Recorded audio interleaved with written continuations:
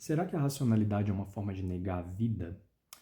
Bom, essa é uma afirmação muito interessante, muito polêmica, que o Nietzsche coloca, né, aqui no Crepúsculo dos Ídolos, né, em que ele vai fazer aqui basicamente uma crítica bastante extensa a todas as figuras da filosofia que foram criando, né, os padrões de pensamento, sempre baseados nessa premissa socrática de que a razão, de que a retórica, de que a lógica, né, de que o sentido interno das coisas, ele é a forma mais segura e é a forma mais adequada de se conhecer, né? De se conhecer o mundo, de se conhecer as coisas e de se relacionar com o próprio mundo, né?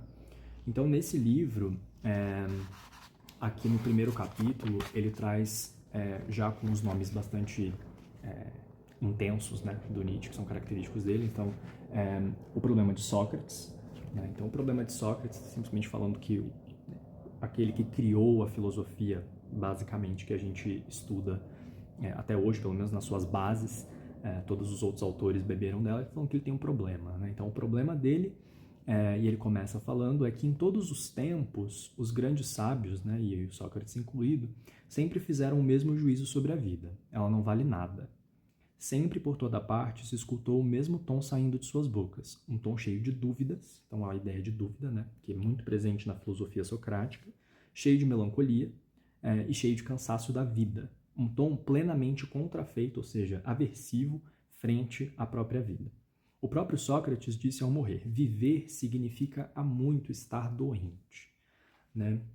Para o Nietzsche, a nossa forma civilizatória, né, a civilização, ela se construiu em cima dessa base, né, de que a racionalidade socrática, né, a figura do sábio, aquele que faz todos esses procedimentos lógicos que a gente estava falando para descobrir o sentido interno das coisas, ela nega outras formas de conhecer que são próprias da vida, né, que são próprias das coisas que estão vivas, né, próprias do corpo, próprias dos reinos, diferentes reinos de espécies que estão por aí operando dentro dessa estrutura super complexa que é a vida, e simplifica e coloca apenas a razão, né, que é essa nossa capacidade, acima de todas as outras, como se essa sozinha tivesse a capacidade de governar esses outros afetos, né?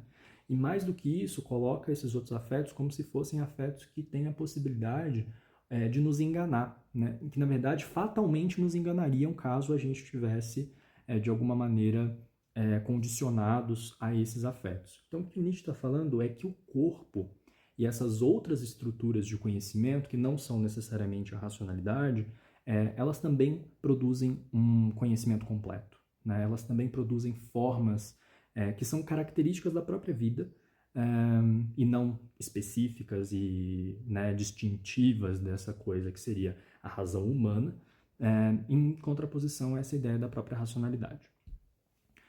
Então, para o Nietzsche, a vida, nesse sentido, né, não seria a soberania da razão. Né? A forma como a vida se dá, na verdade, é uma espécie de sobreposição de vontades conflitantes que não se eliminam. Então, essas vontades conflitantes, então, uma hora eu tenho uma vontade de me alimentar, outra hora eu tenho vontade de pensar, outra hora eu tenho vontade de sair daqui e conversar com os meus colegas, uma outra hora eu tenho vontade de estudar, uma outra hora eu tenho vontade, enfim, de satisfazer meus apetites sexuais e coisas dessa natureza, natureza do corpo. Então, todas essas vontades que se afirmam em nós, elas existem em nós, e também existem em todas as outras coisas que estão vivas, elas são o próprio processo de estar vivo, né? Elas são o próprio processo de viver.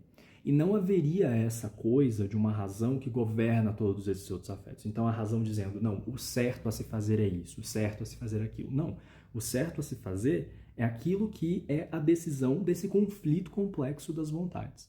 Então, nesse sentido, quando a razão oferece uma direção única para a ação, né, dessa ideia de uma lógica que só tem um resultado possível, ela nega o movimento, né, de todas essas vontades que estão ali conflitando para chegar num determinado ponto. Então, para o Nietzsche é isso, a vida é vontade de potência, são as vontades tentando se sobrepor umas às outras, e um conhecimento total, né, ou uma vida adequada, seria para ele essa vida num certo devir, né? Num certo processo que vai se reafirmando. Ao passo que essas vontades vão se sobrepondo umas às outras, e seria da nossa competência, enquanto seres, né, que são dotados da racionalidade, de observar essas coisas acontecendo, invocando a racionalidade quando necessário, mas nunca como uma figura soberana que destitui a potência dessas outras formas de conhecer.